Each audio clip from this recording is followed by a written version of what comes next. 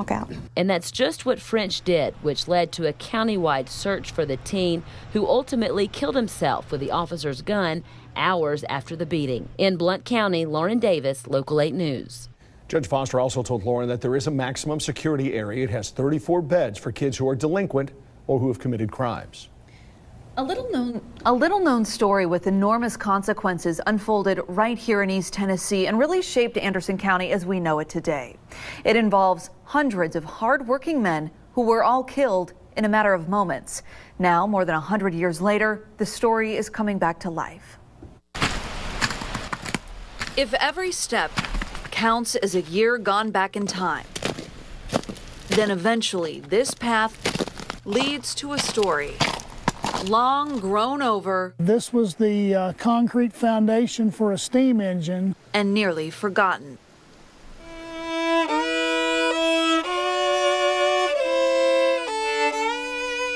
When people walk through the woods here now, they could walk right past this area and never realize what an important part of Tennessee history occurred at this very spot. But Barry Thacker sees what many miss. What the passage of time has nearly erased at Coal Creek. On May 19th, 1902,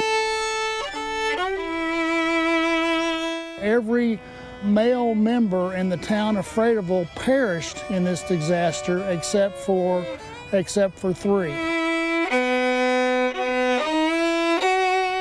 216 men. Would walk down the trail. 216 men. Had just gone into the mine. 216 men. Who came to work that day were killed. Sadly, this has been a part of Tennessee history that has been forgotten. There's no way, though, that Louise Nelson will ever forget. This is my grandfather. What happened to George DeZern. 23 years old when he died. Newspapers more than a century old. This is a whole list of all the miners. Record the story of her grandfather. George DeZern of Coal Creek. And 4 great uncles. The scene at the entrance to Fraterville mine is heart-rending. 1,000 women and children are assembled there. Mother DeZern lost 5 of her sons and 2 of her son-in-laws as a result of the explosion. Can you imagine that? At 96 years old, as Louise nears the end of her life, it takes, you listen to it. Look how fast it's going. She begins to understand how short it is. And it goes by so swiftly. And holds her family's history a little tighter. I don't want these men to be forgotten. I don't know of anything that's more important.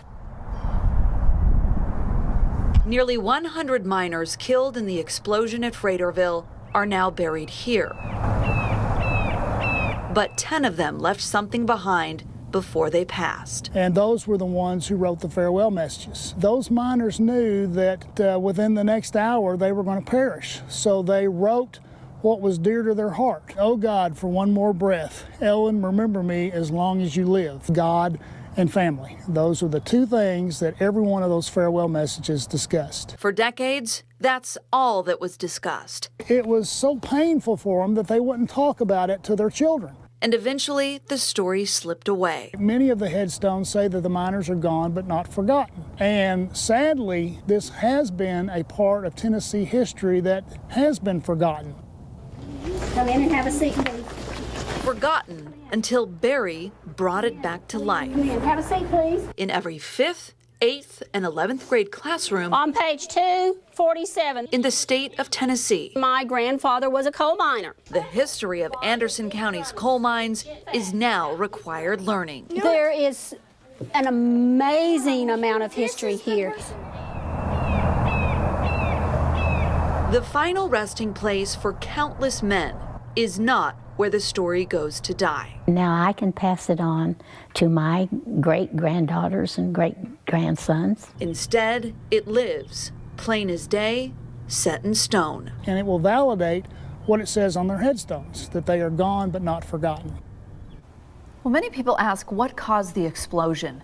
Back in those days, the miners wore little oil lamps for light. The flames ignited gas that started leaking underground. And you know, there is another twist to this story, a battle between those miners and state militia. You can learn more about that on our website. We've got a long interview with Barry explaining all of that history there as well. It's amazing something so massive was almost forgotten. Yeah, I mean, really and truly, I had no idea that this had happened until I stumbled on all of these headstones.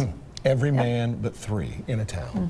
You know, when you go downtown, never easy to find a parking place, right? Well, some people have been reaching out to us saying the city, they think, is issuing more parking tickets. We talked to the city. They said, yes, in fact, we are. We're going to tell you why in just a couple of minutes. And is it rain? Is it snow? Yes and yes.